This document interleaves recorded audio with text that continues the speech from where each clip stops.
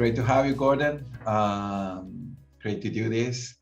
And I think that the first thing we should do is to introduce each other. I'm going to introduce myself first because you're the important one. So We're both the important ones.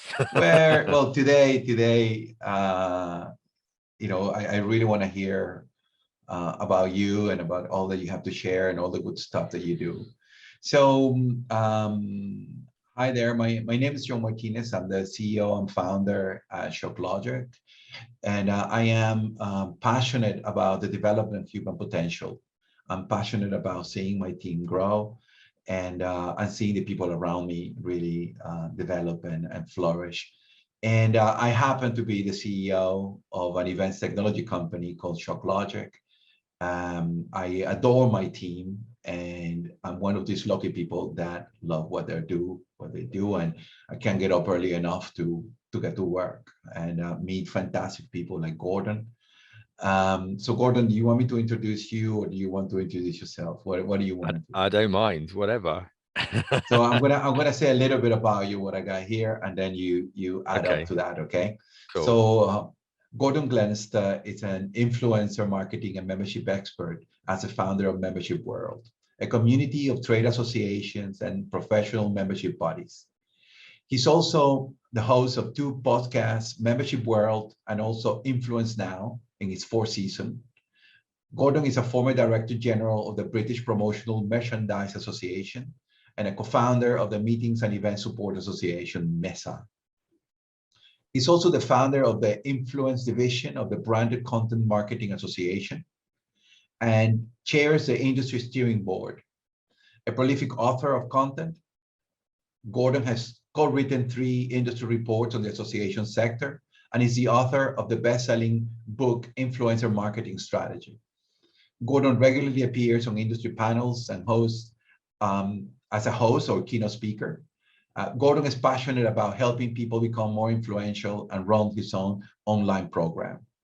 With a business partner, he is the co-founder of the Top 100 Most Influential People Index, and he also writes a weekly column for the London Evening Standard.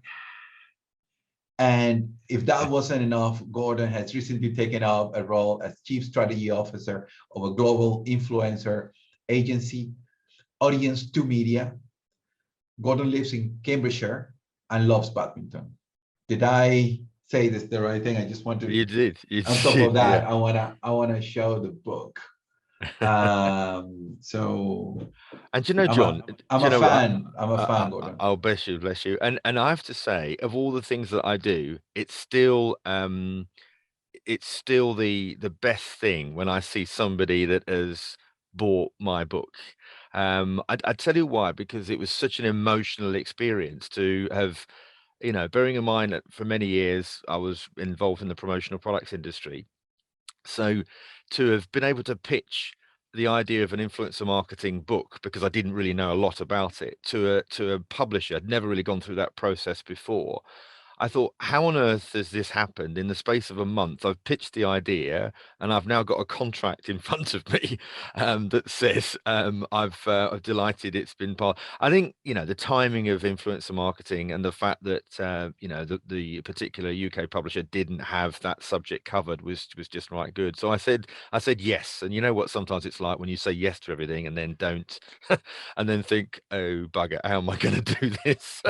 But what I've done is I've made the book very much about lots of people within the industry. So it allowed me to interview, over 70 people and really get some fantastic insights. So it's almost like a compendium of knowledge of various individual views and comments. And I think that's why it's become so popular, because it's not just one person's viewpoint, it's a number of people's perspective, and I think that's what helps deliver it.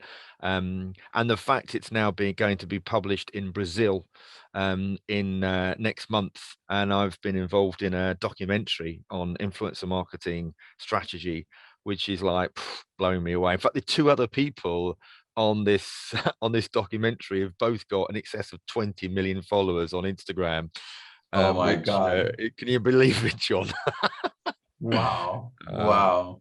But it's a bit of a Wow. pinch me moment as well. You know, I think I've written the book to help guide people through it as though they have maybe some knowledge about it, but not a lot. But as you've just shown the book there, it makes me very humble when somebody has taken the decision to buy that book, you know. So I'm Oh, forever grateful. and like we saw a moment ago, my colleague Lorena also has it. So, you know, fantastic, fantastic, and congratulations. Thank you. The topic today, in order to get us into some sort of a environment, you know, what we talk about is how can associations improve engagement and grow influence with our members. We support a large number of associations and societies. We really, really believe on membership-based organizations. That is very much at the heart of what we do. And for me, it's a reason to get out of bed. Yeah, no, Is the impact they have. yeah, no, I mean, obviously, I've run an association for 11 years, and I Yeah. help run strategy days for associations. And as you rightly said in your introduction, I'm also the founder of Membership World, which is a way and a community of trade associations, professional membership bodies. I sometimes think associations before the pandemic have been somewhat behind the curve in terms of online engagement. You know, I think they've rested sometimes on their credibility because people have always joined their industry body. I think the pandemic came along and it did create quite a split.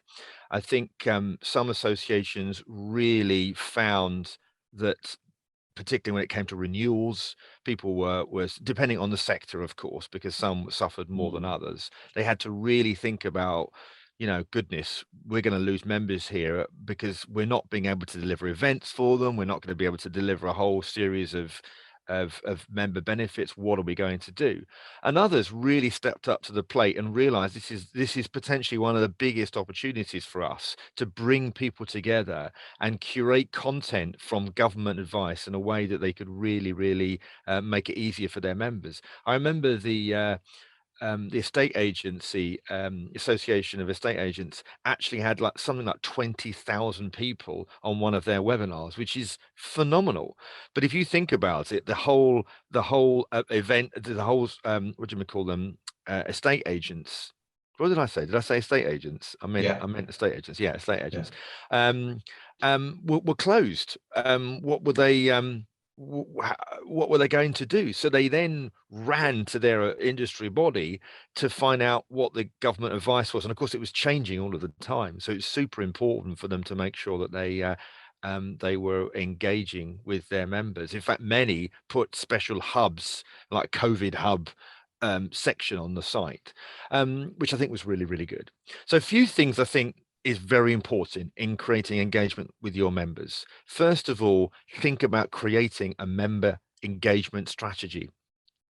So, and what that really means is understanding about what your members' needs and wants are, and the chances are they're not all going to be the same. So being able to make sure that you categorize your different member profiles and creating a benefit package that and communication that delivers to that audience. So people that are interested in education are interested in education. They may not be interested in everything else that you do. And so if you're sending countless emails, which are pretty much the one size fits all, you're going to get people that potentially will be annoyed and disrupted by that communication. So I think streamlining and personalizing comms is very important. Finding ways in which you can introduce members to each other. As an association, you're the host, if you will. You're the dinner party host. And in a way, what that does is it allows you to create an environment where people want to feel valued. Things like even bringing them, welcoming new members on Twitter, for example, because not only does the member feel good about that, but also you're promoting yourself to other potential people. My goodness, the association is constantly getting new members in.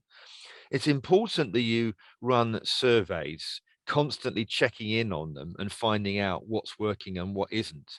There's no such thing as bad feedback, just no feedback. You know, people that Mm. don't listen to their members are in a downward spiral. You know, when you're running events, it's super important that you find out what they liked about the event, what they didn't like, and getting, you know, scores on the doors. And that means not just for the event management, it's also for the speakers. One of the things I used to love when I was going over and speaking in Las Vegas, when I was in the promotional products industry, is I would get the feedback of the scores of the sessions I was in, but also how I compared with the other speakers overall, and what people liked about my sessions, what they didn't like, and what value they took away from it. Now that's so enriching to the speaker, but what it does do is it's highly valuable to the event organizer as well. So I think that's important. Things like creating special interest groups, so that people love their own tribes, don't they? So if the suppliers want to talk to the suppliers, they want to create environments where they're not talking to maybe the distributors or the customer base. Um, Things like online roundtables can be a great way to engage members. It's super important as well that you understand why somebody joined. What are the types of benefits that you're looking for? And then making sure that the membership team are checking in with that individual or organization on a regular basis. So there's you know, maybe it's 3 times a year, that there's an outreach telephone call, and that outreach call is not about trying to sell them an additional service. That might be a consequence, but the purpose of the call is to check in and see how the member is doing. You know, how important do you think that was during the pandemic? Knowing that they weren't on their own, knowing that actually the association is putting an arm around you and making sure that you've got help and you've got advice. Because, you know, sometimes you can send an email and say, well, we've emailed all of our members. You tend to forget not emails reach the recipients. Sometimes they go into spam. Sometimes they come in at an inopportune moment. And I think the other thing is also understanding to engage with more than the main contact. So it might well be that the main contact in an association has got the person that signs the membership fee off, or that has an opinion about your association, and that might be right or wrong. But Also, I guess also something that happens is that because associations in so many ways are run by volunteer leaders, sometimes, yes, a lot of these people, because you know you would have paying members of that are running the association, but normally the boards who are somehow steering the situation, you know, the volunteer leaders, like we correct, are at Mesa, for example, correct, like you correct, are in some of these organizations. You have your day job, correct. so you are doing this for the love of your industry or your sector or your whatever you're representing. So I find that the relationship with that is that it's such an altruistic, and I think it's all based on generosity. And what you're saying right now, it is the same, right? It is, as you're going to the member, it is, what can we give them? You know, what else can we do? How can we use this platform to enhance them in a way, right? Mm, So mm. do you think that these volunteer leaders, which could be senior members of the association, um, are, you know, how they're really leveraging their influence, and how could they leverage their influence better? What would you say about that? So one of the things I did in last year, actually 2020 21, is we ran a report, and it was called the Social CEO. In fact, anybody that's interested can download it from the Membership World website. It was a really in-depth report, and we looked at over 100 chief execs of trade bodies and professional membership bodies, and we looked at their. But by the way, we're going to put the link on the comments below the video. Okay. Okay, brilliant, brilliant. What I was going to say is, yeah, we looked at over 100 CEOs in 2020, their LinkedIn and their Twitter. And the reason why we did this is because what I wanted to share with organizations, is sometimes a CEO will be very much part of creating and defining the strategy of an organization, but leave the social media activation by some of the social media and marketing team.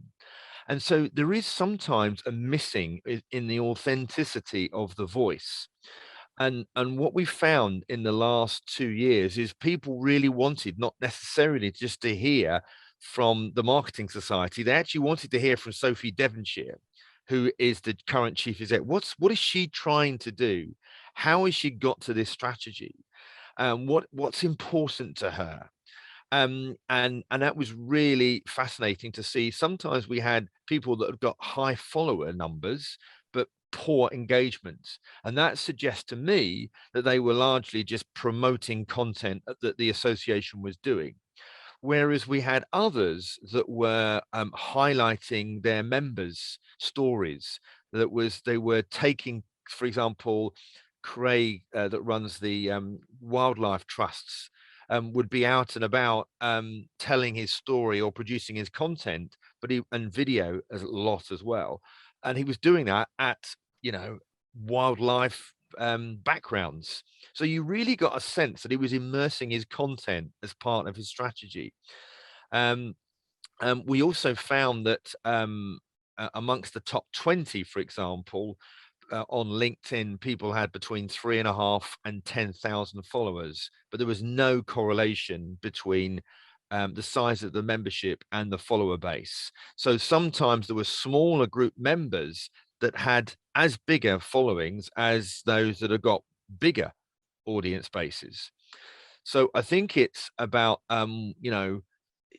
effectively, John, it's about showing up, and it's about doing stuff consistently. So showing that you are caring and supporting the industry. So there's a guy called Chris Skeeth, and he's the chief exec of the Association of Event Organizers. You can imagine the event industry was pulverized almost during the first stages of lockdown. A multi-billion pound industry, particularly amongst exhibitions and show organizers, of which the Association of Event Organizers represent. But I was really impressed by Chris. Chris came together with realizing that safety was a massive issue for the industry, and it was the only way back if we could show people about it was safe to attend events. So he appeared on television. He appeared, he was telling me that he was regularly working sort of 14-hour days, round the clock. But what he did do cleverly, I thought, was he was sharing some of his visuals on the TV, on LinkedIn and other media, to continue the conversation afterwards. So people could really, and I mean people, I don't mean just his own members, but I think even non-members could see that Chris was banging the drum left, right, and center. And it's no surprise that he's been awarded the MBE as well, which is a great accolade, I must admit. But you see where I'm coming with this, is it Yeah, of he course. was able to articulate and continue his message in a social environment, not just leave it to the corporate message, which is, oh, we're promoting this month, or come along to our next event. Be authentic, be passionate, be vocal, be concerned, be Yeah, provocative. there's definitely a difference in tone, right? When the team writes or the individual writes, and oh, it can be perceived. It have to be very sophisticated not to be perceived. Gordon, I know that you're the co-founder of the Top 100 Most Influential People Index, aimed at associations. Would you like to tell us more about this? Yeah, so I'm really excited about what we've done with this. I'll tell you how this all came about, actually, because I was at the SEDEX, which is Supply and Ethical Data Exchange, in 2018. I was very active at the event. I was tweeting about some of the content. I was using the very relevant hashtags. I connected with people after LinkedIn because I wanted to be part of the conversation. Anyway, about 2 months later, I get an email to say, congratulations, you have been, you're one of the top 100 most influential people against the abolition of modern slavery. not against, in favor of the abolition of modern slavery. Yeah, And they gave, against slavery. Yeah, yes, against slavery, yeah. yeah. But they created a special an image that one would post on your LinkedIn or Twitter, and I was really proud about it because it's something I feel quite strongly about. Um, and Anyway, really had thought nothing of it. And then afterwards, I was invited to a special event where all of those people were going to come together. And during that time, it made me think about the association world that, of course, I work in. And I thought, so many of these top 50s and 100, they tend to be run by publishers or shows. And yet the most authoritative people out there in industries are trade associations. So why don't we offer and create an index that actually the associations can own? So anyway, that's what we did. We've now done two very successful ones recently, which is the National Hair and Beauty Federation. And they have had a phenomenal impact on their Instagram and their Facebook and their level of engagement. And they did a live stream announcing the winners, so much so now that they're investing in an even bigger index this year. And the other one, which was the Food Equipment Association, of which I attended as well to help them present the award winners. I just saw the level of pleasure in those members being recognized. But what was really fascinating about this, John, is what we do is independent data analysis. So this isn't a popularity contest. This is about people that have got real influence online. And so therefore, from an association's point of view, it's a great way for them to build credibility, not just within their own membership, but also potentially outside and bring people in. They've got fantastic advocacy potential, because if people are posting their image and, oh, I'm really delighted to be part of this, the reach is absolutely phenomenal. In fact, the Modern Slavery Index created 2.2 million impressions and generated a net revenue in excess of £12,000. So not only is it Wow. delivering on the impact and impressions and the feel good factor for the association, but actually this is highly highly lucrative for the association in terms of attracting sponsors, because Of who course. wouldn't want to be associated with the top 100 Exactly. within that Exactly. particular industry? Exactly. And So and associations already, the association have the top three conditions or elements that every organization wants. They have a loyal base of customers, their members. They have credibility because they wear the white hat, right? If we look at some of the medical societies, associations, etc., they in a way they shield science from commerce, from the industry. Of course, very much needed, but at the same time, absolutely. you have to keep the control and keep it at bay. And the third one is brand recognition. If you look at things like I don't know, the American Heart Society, when you see the logo, you recognize it immediately, Yeah. and their members do recognize. So these three elements make associations so very powerful and so very much needed, right? So And they're a force actually for lobbying as well. If you think about when issues around absolutely, when you think about how important the associations have been in getting government support. I mean, the Advertising Association that normally has regular meetings, a lot of smaller associations that belong to the Advertising Association, they were telling me that they wouldn't have had the leverage with government if it hadn't been for the Advertising Association having those roundtable Zoom meetings on a daily basis, I might add. And government was saying as well, this is a great way for us to connect with thousands and thousands of businesses and understand their pain points by having 20 or 30 people representing them in these online forums. That was a very effective way. And I think it's helped people. Okay, it might have been policy making on the hoof during the pandemic, but what it's also done, John, is create a blueprint for how to engage in government in a very cost effective way, if I'm honest. But also it is that, right, when an association representative or an association leader speaks, speaking also on behalf of thousands or hundreds or tens of thousands, and Absolutely that right. has a lot of, weight, and that brings a lot of leverage. Yeah. Gordon, I mean, associations run events. I think it's on their DNA to run events. And Shocklogic is an event software solution for associations, an event platform. And so how can associations increase, or how can they use influencers and thought leading experts in order to increase their attendance? What do you see there?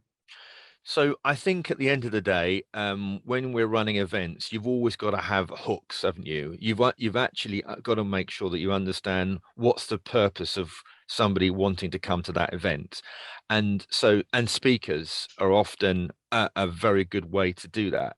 And it's not just about filling up an agenda. Speakers can do so much more for you now. They can create little mini clip videos, which they can share on their social media. For example, I'm super delighted to be attending the next symposium or the next event. I'm going to be talking about X. Don't forget to make sure that you register for my session at 12:45. Looking forward to seeing you then. You know, a very simple snippet of that could be good. The association can make it easier for the speaker by creating some assets that's already pre-populated with their photo in it and their session, so they can share that with the link as well. If it's a paid for event, or even if it's not, they could create ask the speakers to use a link that they could post and appropriate hashtags. So I think, you know, making it easy for the speakers to share content, I think, is an absolute must. Mm. Don't just assume they're going to do it. Have somebody responsible for looking after speaker marketing. But also, when they're at the event, perhaps you could record some footage with the speaker that they could then use post event for themselves. They could put that on their website, but you could also include that as part of your show reel to again encourage people to attend for future events.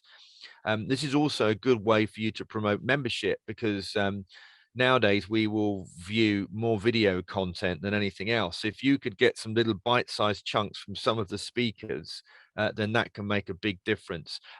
Also, a speaker discount, so that the speakers could then use that, not just about showcasing their session, but say, look, you know, I've got to speak. If you make sure that you use your code, then this is a great way for you to do that. So that's fine.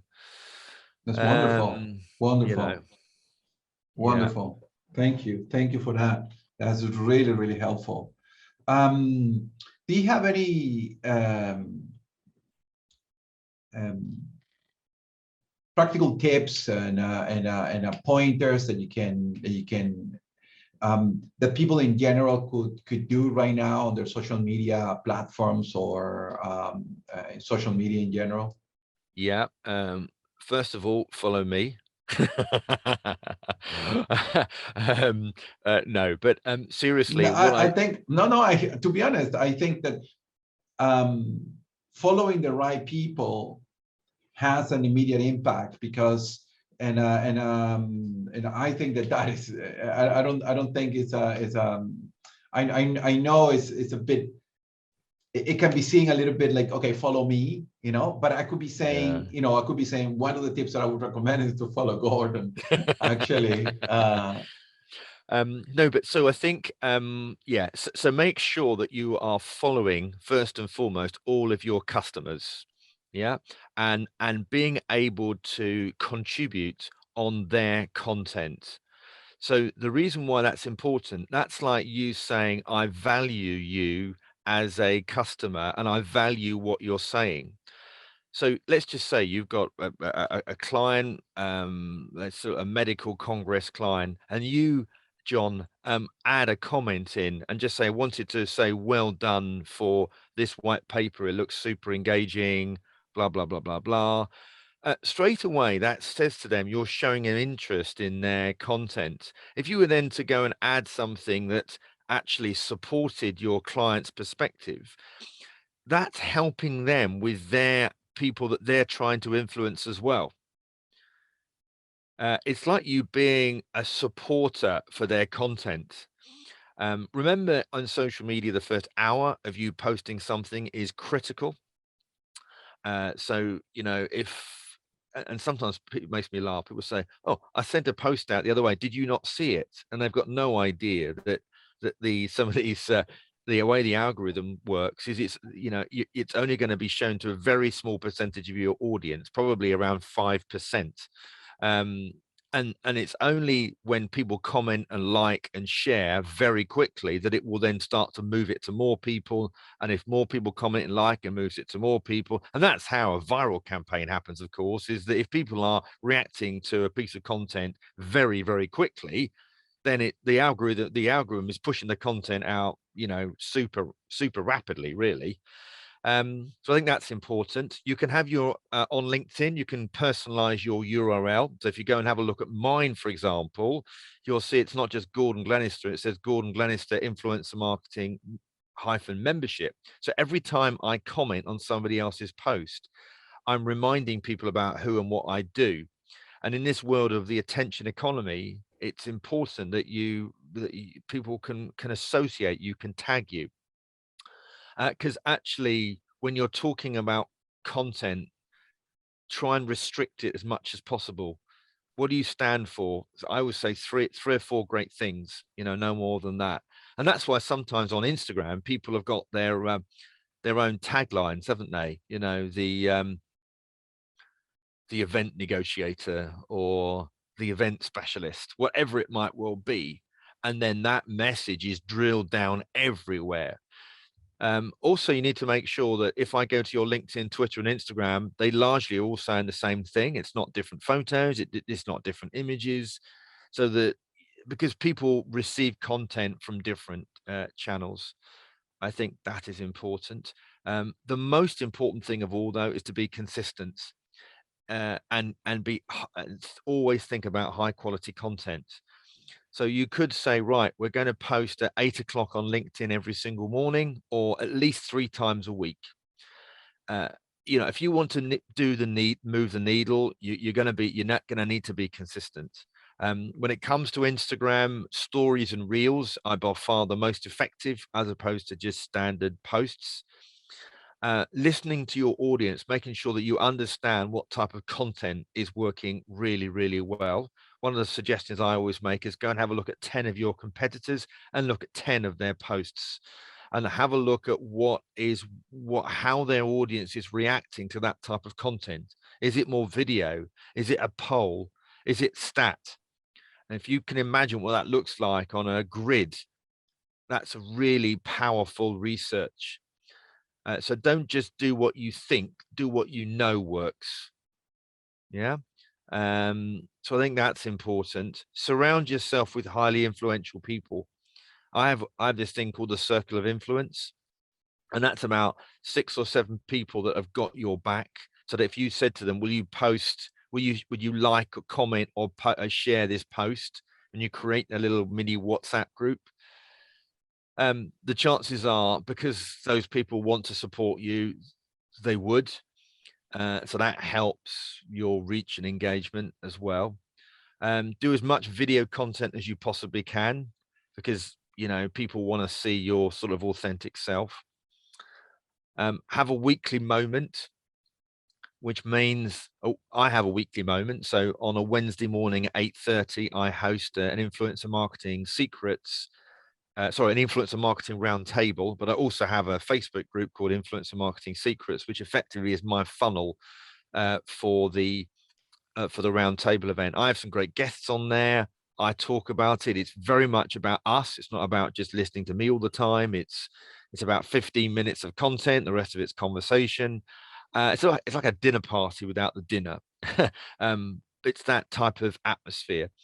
when I say weekly moment, that could be you uploading a video, it could be you sending a newsletter, but it's the same time every week. So you use Monday and Tuesdays to create a crescendo, maybe.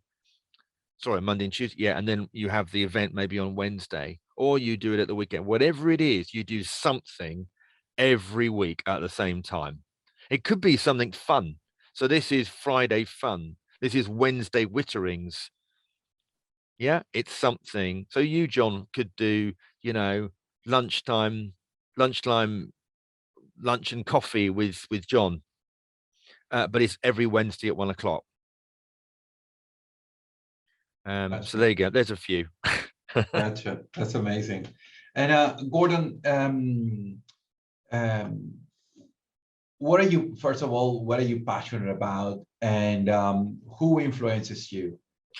It's an important question, actually. I'm a passionate person overall. I think I feel I love working with people that have gone through a journey in life, you know, have had some, you know, if I hear somebody that appears perfect on the outside, I'm always looking for the chink. I said, yeah, but there's something that's gone wrong somewhere, hasn't it? You know, nobody's that perfect.